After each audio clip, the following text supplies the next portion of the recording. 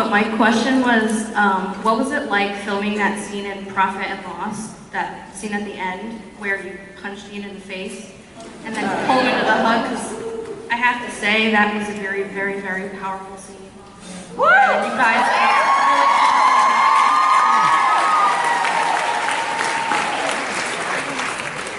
Thank you. There are a few people who know this from earlier today. I've done my experience. So I've done like 360 episodes of television.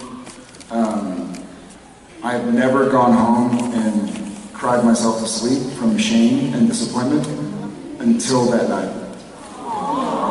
Not a word of a lie, and I think you can vouch for me. For some reason, the words wouldn't, it's never happened to me. Like, I'm a professional, you know, I'm a craftsman. And I'm very proud of my professionalism. I like to mess around and have fun, but I had never had a moment where, literally, like, I can even tell it. I've worked with this guy for thousands of days, man. So he's like, "You good, man? You're good. Like, you got it, you got it."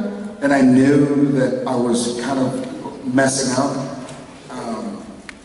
Tom Wright, like I literally ran off set when the scene was over. I've never in my life not been able to... Yeah, he couldn't, the words and the actions just weren't syncing up. And I again, like he said, I've worked with this guy more than anyone in my life, and I've never seen a moment like this with him. I've seen it in other people, but Jared has never not been able to get the work done.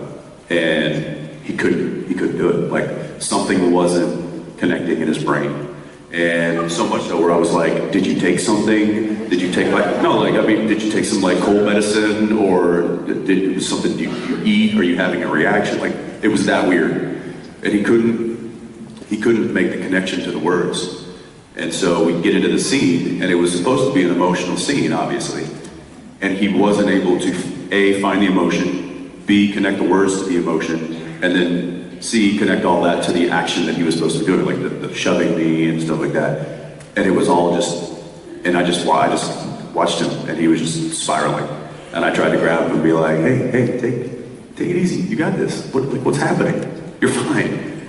Go walk it off. And nothing was happening. And at that point, I knew nothing that I could say was going to help this situation. It was just kind of like, whatever's gonna happen is gonna happen. And so everybody, even the crew, I walked back to the crew, and the crew's like, what's happening?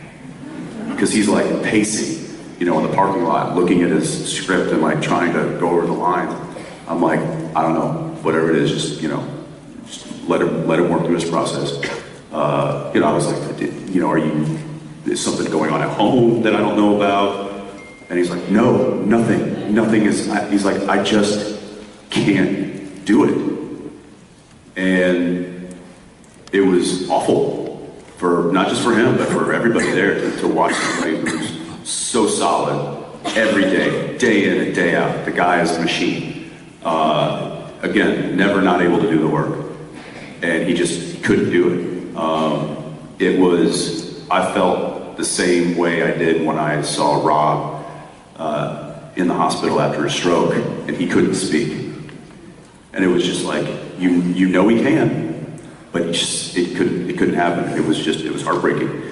Luckily, I think some of that frustration, or a lot of that frustration, made its way into the performance, and he finally put in an amazing performance, I thought. That hug.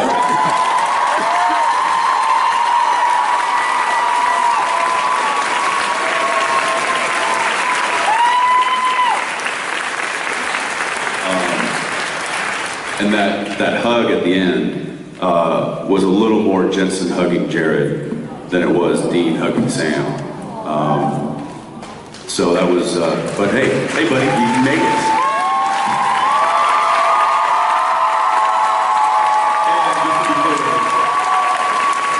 It has never happened since.